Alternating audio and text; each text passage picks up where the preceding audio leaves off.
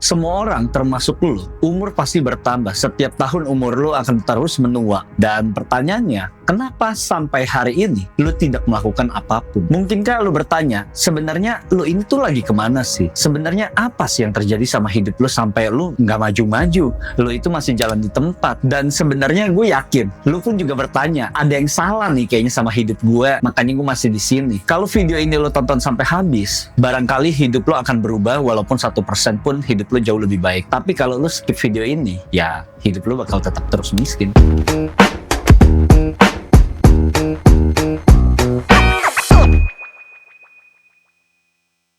Kita udah lihat ya, di era orang tua kita, itu hebat-hebat sekali, mentalnya itu gila banget. Mereka buat ngehidupin kita aja nih, ngehidupin lo juga. Nyokap bokap lo tuh udah harus bangun pagi gitu. Dia hasilin duit, mau dia kerja, mau dia bisnis, buka toko. Itu gila banget kan. Lo udah lihat sendiri, mereka itu demi ngehidupin lo, dia bisa beliin lo susu, kasih gizi yang bagus. Mereka itu berkorban buat lo. Tapi kenapa sih lo sebagai anak tuh nggak bisa payback ke mereka? Lo nggak bisa kasih yang terbaik buat mereka. Mereka udah mulai menua, tapi hidup lu masih begini aja. Sedangkan mereka tuh berusaha mati-matian buat ngegedein lu. Tapi sekarang payback lu tuh ke mereka cuma scrolling TikTok, nyantai-nyantai di rumah, tidur di kamar, kerja minta duit, nyoli mungkin, dan lu tidak melakukan apapun sampai pada akhirnya tahun udah mulai berganti seperti sekarang udah mau 2026 lagi, dan lu ngelihat sendiri gitu. Nggak ada yang terjadi sama hidup lu. Tidak ada perubahan signifikan juga. Kenapa lu masih berpuas diri? Barangkali jawabannya ada di sini. Lu sadar sebenarnya sama masa lalu ya, hidupnya tuh nggak kemana-mana. Tapi ya lu memilih buat diem, lu nggak melakukan apapun, nggak ada terobosan dalam hidup lu selama bertahun-tahun. Makanya lu masih di sini gitu. Lu juga ngeliat gitu, hidup orang lain jauh lebih enak, hidup lu tuh nggak enak, hidup lu nggak ada perubahan. Ya karena lu tuh nggak mau berinovasi gitu, nggak ada tekanan sama hidup lu. Kasusnya ini gue ngeliat teman gue juga sempat bilang, hidup lu akan terus miskin sampai bokap nyokap lu nggak ada. Kalau lu mau berubah, ya lu tinggal tunggu bonyok lo nggak ada. Dan ini sesuatu message yang pengen gue sampaikan ke lu, hidup lu nggak akan ada tekanan ketika lu itu tidak merasa adanya sakit, dan lu menghindari yang namanya rasa sakit. Padahal rasa sakit itu juga diperlukan ketika lu bisa melihat itu dari sisi positif. Contoh, gue sangat muak nih sama hidup gue. Gue sangat gak suka sama yang namanya keterbatasan. Apa-apa beli harus lihat harga. Dulu gue sempet juga pacaran, habisin 100.000 berdua kalau ke mall. Gue gak pengen keterbatasan itu tuh menghantui gue setiap harinya. Kemuakan itu yang membuat gue bisa sampai di sini. Dan itu ada rasa sakit di gue. Pride gue gak ada sebagai cowok. Dan bagaimana caranya gue bisa membahagiakan orang tua gue kalau memang hidup lu tidak punya pain dan hidup lu masih nyaman gitu, scrolling TikTok, bangun siang, lu ngemikir ya udah jalani hidup seperti ini aja, hidup lu nggak bakal maju kemana-mana bangsat. Lu harus mulai mikir, karena lu masih muda, karena lu masih produktif, ya lu lakuin yang terbaik sama hidup lu. Jangan kerjanya males-malesan, karena kalau misalnya lu masih terus memelihara kemalasan lu, nanti lu bakal nyesel nanti tua. Lu nggak bisa kasih sekolah anak yang bagus, lu nanti tiap hari ribut sama istri juga muak lihat lu nggak ada duit, karena nggak ada satupun orang yang senang ngelihat orang males. Gue punya teman kecil nih, ini kerjanya tuh males-malesan. Kalau di rumah ya udah nggak ngapa-ngapain, bisa kok nganggur bertahun-tahun karena nggak melakukan sesuatu. Dia itu udah ketinggalan belasan tahun mungkin sama gue, ketinggalan dari segi mindset, ketinggalan dari segi income, itu jauh banget. Sekarang yang kerjanya juga kerja kasar, karena gue juga yakin lu juga muak sama kehidupan lu, makanya lu mencari video-video yang seperti ini supaya hidup lo jauh lebih baik. Yang tahi nih, gue ngeliat gitu ya, banyak orang sok-sok sibuk, sok-sok keren gitu di sosmed, tapi ternyata uangnya tuh nggak ada, gaya-gayaan doang. Mereka mau diakui, tapi ternyata hidupnya juga begitu-gitu aja, sama seperti lu. Dan ibaratnya ini seperti lu kayak lagi masuk lift, lu nggak terkena apa-apa, ya jelas lu nggak bisa naik ke lantai atas, karena masalah ini stuck itu cuma masalah pilihan. Lu mau jalanin atau enggak, lu mau lakuin atau enggak. Kalau emang lu harus manjat, lu manjat. Kalau memang harus ada tumpukan ranting, ya lu lakuin tuh, tumpuk tuh banyak ranting sampai akhirnya lu tuh bisa manjat gitu. Karena dalam hidup ini, miskin itu tuh memang kita sudah dilahirkan, kita nggak bisa yang namanya memilih bapak gue kaya, bapak gue miskin. Nggak ada pilihan. Gue yang seperti ini aja masih kerja kok, masih kerja gila-gilaan juga, masih sempetin konten YouTube begini. Ya kalau lu nggak punya duit, ya lu nggak ada alasan lagi gitu buat nggak mulai. Itu yang gue heran sama lu semua.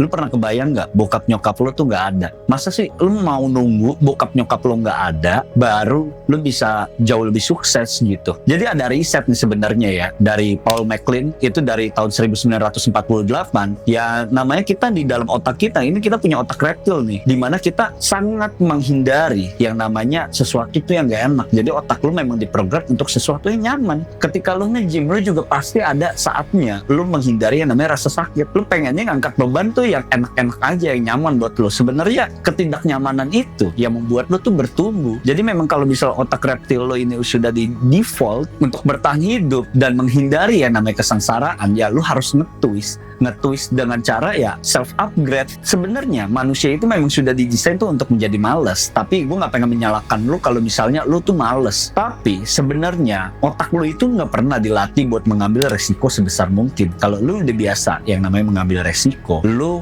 bakal bisa keluar dan bisa bertumbuh jauh lebih hebat. Dalam kasus gue nih, gue itu selalu mencari resiko ketika gue masih umur 20-an, karena gue pikir di saat itu ya gue nggak ada sesuatu yang gue tanggung, nggak ada sesuatu yang gue takutkan. Ketika gue masih muda ya gue harus melakukan resiko itu sebesar mungkin. Apalagi misalnya belum berkeluarga, kalau gue rugi ya rugi sendiri, gue tidak merugikan siapapun. Yang penting satu hal yang pengen gue sampaikan pada lu nih, lu jangan pernah ngutang. Yang paling anjing kalau misalnya lu dalam hidup ini tuh hobinya ngutang, pakai pay letter lah, ngutang kartu kredit nggak dibayar lah. Apalagi kalau misalnya saldo rekening lu nih nggak pernah ada isinya, tapi lu kerjanya pay letter terus, goblok banget anjing. Lu kapan bisa kayanya? Kalau memang misalnya sekarang lu punya banyak utang, lu selesain dulu deh utang lu deh. Jangan sampai lu mau bertumbuh tapi lu dikejar debt collector, lu harus bayar utang. Jangan sampai hal itu terjadi sama hidup lu, karena gue juga bukan tipe orang yang suka ngutang, dan gue juga nggak pengen ada utang budi sama orang lain. Makanya ketika misalnya gue dibayar makan, ya gue traktir balik kalau dia nggak mau dibayarin. Coba nih kalau memang lu misalnya males untuk mulai, nggak pernah mulai selama bertahun-tahun, nggak pernah action bertahun-tahun, coba lu pikir nih, ini ibarat senapan nih, ada orang nih taruh senapan di kepala lo nih. Lu pernah mikir gak? Ini lu masih mau males-malesan atau enggak nih kalau misalnya senapan dilakuin di sini dan lu nggak punya pilihan lagi. Lu cuma bisa memilih di antara gue mati atau gerak nih. Ya pastilah kalau yang namanya lu punya otak reptil, lu disetting untuk bertahan hidup, ya lu pasti lakuin. Pernah gak lu kepikiran juga anak lo nih udah gede, udah sekolah, udah pintar, udah sadar, bapaknya tuh goblok gitu, males-malesan, bapaknya kerjanya ngutang, lebih mentingin gengsi daripada mikirin keluarganya. Gue gak habis pikir, kok ada ya orang-orang tolol yang lebih baik ngutang tapi anaknya tuh ditelantarin gitu. Lu yakin anaknya bisa respect sama lu karena kebodohan lu, karena kegoblokan lu, yang lu mikir jadi orang tua selalu benar. Lu aja salah anjing, gimana caranya anak lu mau dengerin lu? Dalam hidup ini, lu jangan ngerasa lu paling pintar dan lu paling tahu gitu. Karena orang-orang pintar juga bisa ngelihat lu itu bego gitu. Kalau memang misalnya lu itu pintar, udah pasti lu kaya. Karena nggak ada orang kaya itu yang bego. Gue pun juga bisa kok ngelihat orang-orang yang sok tahu, makanya dia nggak sukses. Karena kalau misalnya lu udah punya dapat validasi dari orang lain, ngapain lu banyak ngomong biar lu kelihatan pintar? Orang juga udah tahu kalau lu pintar. Karena semakin lu kelihatan ngerti, sebenarnya lu tuh nggak ngerti apa-apa, lu nggak tahu apa-apa. Bahkan nih kalau misalnya lu lagi nongkrong gitu, ngomongan lu tuh paling gede, ngomongan lu tuh paling hebat, lu ngerasa udah kayak orang paling pintar di lingkungan lu, padahal hasilnya juga nggak kelihatan. Orang pun juga jijik lama-lama lihat lu kalau otak lu tuh dipakai cuma buat ngerocos doang, nggak lu pakai buat hal-hal yang berguna. Percuma lu kalau misalnya lu jadi cuma perpustakaan berjalan, lu nggak ngapa-ngapain dan hasilnya tuh nggak kelihatan. Mending lu lakuin sesuatu yang ada hasilnya. Percuma anjing, mending lu jadi kayak Bruce Lee, belajar satu tendangan tapi dia tuh jago, daripada lu cuma sekedar tahu banyak informasi A B C D E F G sampai Z tapi nggak ngelakuin apapun. Buat apaan buang-buang waktu lu? Bersyukur itu emang bagus, tapi bukan berarti lu menghindari yang namanya menghibur diri. Kalau misalnya lu menghibur diri, artinya lu bersyukur lu punya misalnya gaji di bawah UMR, lu tuh udah happy gitu, lu bersyukur. Bahkan teman-teman lu bilang, udahlah bersyukur aja lah daripada nggak dapat gaji. Ya namanya lu hidup, lu dapetin duit, itu duit memang nggak ada habisnya. Tapi memang kalau misalnya lu masih berada dalam kehidupan berkekurangan, sebaiknya lu tambahin terus income lu. Lu juga dalam hidup ini nggak hidup 100 tahun kok. Lu kejar tuh semua mimpi lu. Karena nanti ketika lu udah tua, lu baru nyesel tuh. Lu nggak bisa ngelakuin apapun, income lu segitu-segitu aja. Karena menurut gue nih ya, masih muda gini, lu ngomong bersyukur, iya ada benarnya ketika lu bersyukur. Tapi di situ, tanpa lu sadari, lu juga membatasi yang namanya potensi lu. Ya seharusnya lu bisa jauh lebih maksimal, jauh lebih hebat, jauh lebih gila lagi. Dan memang banyak gue lihat orang yang udah bisa dapat income 100 juta, dapat income 50 juta, emang bagus bersyukur di saat itu lu dapat. Bukan berarti lu nggak bisa lebih. Ketika lu bisa lebih ya lu gas aja terus. Kenapa harus dapatnya kurang kalau memang misalnya lu bisa lebih? Karena gue lihat masih banyak nih orang-orang yang seperti itu. Emang enak gitu kalau misalnya lu dapetin income deh misalnya 100 juta, lu nyantai-nyantai aja tuh. Permasalahannya otak lu tuh jadi beku. Lu mau ngapa-ngapain kayaknya lagging gitu. Dan hal itu yang membuat gue harus kerja terus, harus gas terus. Masih muda ya gas terus. Nggak pengen gue ya namanya nggak konsisten gitu dalam hidup ini. Ya gue masih muda, gue masih bisa produktif, ya gue gas terus aja. Karena cuma orang tolol nih yang misalnya masih kurang, hidupnya pas-pasan, tapi lu nggak mau lebih, lu bilang bersyukur aja. Itu pasti faktor karena teman-teman lu tuh mediocre semua. Jadi pertanyaannya, bersyukur itu boleh gak sih? Ya boleh-boleh aja. Kayak contohnya misalnya lu tiba-tiba lu dapat kerjaan gajinya UMR. Masa sih lu nggak pengen naik gaji lu tuh jadi 30 juta gitu? Bullshit lah anjing. Ya semua orang juga pasti maunya lebih. Kalau memang bisa dapatnya lebih, ngapain dapatnya lebih sedikit? Jangan sampai bersyukur itu lu jadiin alasan buat jadi candu gitu. Ini masalahnya bukan rendah hati, tapi sebenarnya mental lo nih yang rendah nih. Mental lo yang goblok. Kadang lu bilang, gue udah cukup kok. Ya udahlah ngapain lebih lagi? Masa sih lu nggak iri lihat orang tuh bawa BMW, bawa Mercy gitu. Teman-teman lu udah sukses bisa bawa begitu. Lu pikir,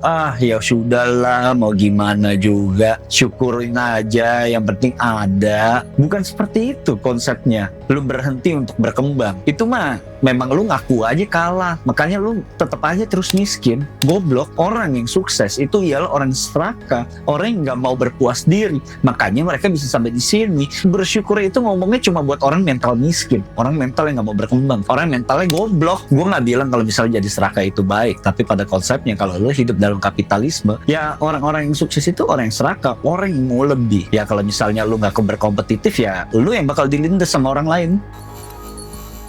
Sebenarnya yang bikin lu nggak berkembang ini karena pikiran lu sendiri. Lu nggak jebak pikiran lu karena lu nggak pengen berkembang. Lu takut dikatain orang, lu takut dicaci orang, lu takut dicerca keluarga lu. Kalau misalnya lu stuck, ya lu cari solusinya. Bukan lu diem diri doang di kamar karena nggak ada gunanya juga. Lu nggak kepengen beli Mercy, beli BMW yang teman-teman lu tuh sebenarnya punya. Lu nggak pengen gitu dalam hidup lu sekali aja deh lu coba begitu. Gua aja pada saat gua gembel gitu ya, gua masih jadi lap mobil. Itu mobil gua pegangin itu 86 di saat itu, ya sekarang gue udah bisa punya yang lebih. Karena sebenarnya ya lu ketika lu pengen punya sesuatu, itu tuh sebagai bensin lu untuk menjadi bahan bakar lu yang terus memotivasi lu sampai lu nggak berhenti. Kalau misalnya lu nggak punya mimpi, ya lu jangan salahin siapapun. Kalau dalam selama beberapa tahun, 10 tahun tuh lu nggak jadi kemana-mana. Karena orang-orang miskin itu ya memang mereka nggak punya mimpi. Yang ngerasa cukup udah cukup makan, ngerasa cukup ya udah kerja dapat gajian. Kan nggak seperti itu konsepnya. Kalau lu nonton video ini artinya lu lagi pengen berkembang.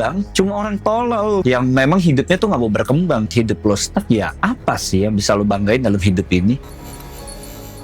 Kalau lu gajian nih, yang terbesit dalam pikiran lu, apa sih yang lu lakuin di akhir bulan nih? Karena pada dasarnya otak manusia itu cuma ada dua dari cara pikir mereka, ya impulsif atau rasional. Dan kita lihat di sini orang Indonesia itu banyak kan hidupnya tuh boros-boros. Hidupnya ya mikirin nanti yang bulan depan juga masih dapat. Kalau lu masih kerja, coba lu di PHK sama bos lu. Apa lu bisa mikir sampai seperti itu? Yang namanya kalau misalnya lu mau sukses, ya lu tabung duit lu investasikan income lu, atau lu investasi leher ke atas, investasiin otak lu supaya income lo nggak stuck. Makanya orang Indonesia tuh banyak yang bego, gue liatin. Lo lihat aja nih ya, banyak yang kejebak pinjol. Gara-gara apa? Nggak bisa nahan yang namanya sifat impulsif mereka. Mereka itu tolol, udah nggak punya duit, masih aja utang. Ya kalau misalnya lo mau utang, kalau misalnya buat bisnis lo, ya itu terserah lo, keputusan lo. Tapi kalau misalnya lo semua itu buat konsumtif, lo lapar mata, lihat live di TikTok lo belanja, lo lihat diskon gede-gedean di marketplace tanggal kembar lo belanja, ya kapan lo kayanya? Sebenarnya nih yang bikin lo gagal gembel itu ketika lu mikir 3